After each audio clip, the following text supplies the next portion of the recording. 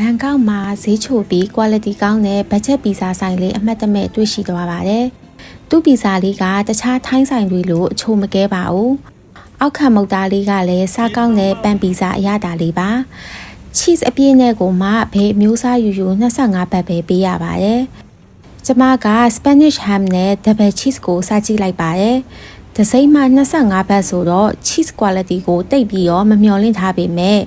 စားကြည့်လိုက်တဲ့အခါမှာတော်တော်လေးကိုစားကောင်းနေလို့အံ့ဩသွားပါတယ်။ဒါကြောင့်မို့လို့ဘန်ကောက်မှာရောက်နေတဲ့ကြီးစုသူမိတ်ဆွေတို့တွားမီးစမ်းကြည့်ရအောင်လာမျှဝေပေးတာပါ။ဒီဆိုင်လေးကဖွင့်တာလည်းအရန်ကြီးမကြသေးပါဘူး။ဒါပေမဲ့လက်မလဲအောင်ရောင်းရတော့ပီဇာလေးတွေကဝယ်စားတိုင်းမှာအမြဲလိုနွေးနေပါတယ်။ပီဇာအမျိုးအစားလေးတွေကလည်းသူ့မှာတော်တော်လေးစုံပြီးလူကြိုက်များကြတဲ့ဟာဝိုင်ယန်စီးဖူးကောက်တေးစတာတွေလည်းရပါတယ်။